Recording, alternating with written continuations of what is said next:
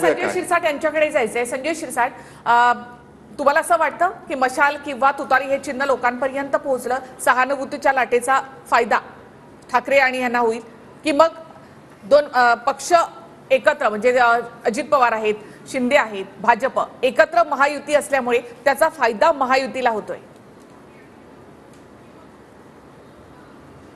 बघा, महायुती ही एकत्रपणे लढली हे सुरूच आहे, सर्वांना माहिती आहे. परंतु आता तुम्ही जर चर्चेत जरी पाहिलं ना, त्यांचा आजही रडायचा कार्यक्रम हा सुरूच आहे. तुम्हाला तुमच्या पक्षाने ज्या काही आघाडी म्हणून जे काही निवडणूक लढवल्या त्याच्याबद्दल बोला ना.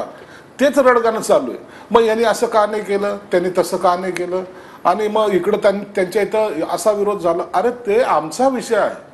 आम्ही निवडणूक लढवताना कशा लढल्यात, कशा आम्ही जिंकणार आहोत हे आमचं गणित आमच्याकडे आहे ना. परंतु आपला असलेली आघाडी त्यांच्यामध्ये सगळी बिघाडी होतीच होती. तुम्ही जर पाहिलं, विदर्भाचे काही नेते मराठवाड्यामध्ये साथ देत नव्हते, मराठवाड्यातले लोक काही इकडे तिकडे साथ देत नव्हते. हे सगळे नेते जे आहेत ना, ते आपापले आपसामध्ये फक्त भांडत होते आणि यांचा रडायचा कार्यक्रम चालूच आहे. आम्हाला सहानुभूती आहे, आमचा पक्ष फोडला, आता लोक जनता पाहून घेईल. अरे तुम्ही जे काही केलं, तुम्ही जे काही पेरलं तेच उगवणार आहे ना. बरं, तुमच्या पद्धतीने जर तुम्हीच म्हणत असाल की सगळं आमचं खरं, या पद्धतीने जे काही तुमची हुकुमशाही चालू होती ना, त्याला आता कुठेतरी छेद पडलेला आहे.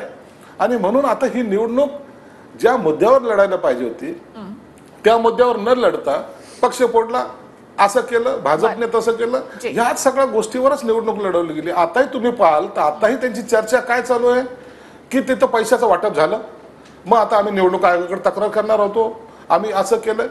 तुम्ही निवडणूक लढलेच नाही, तुम्ही फक्त रडले आणि रडले. याच्यातला फरक आता ते लोक तुम्हाला दाखवतील.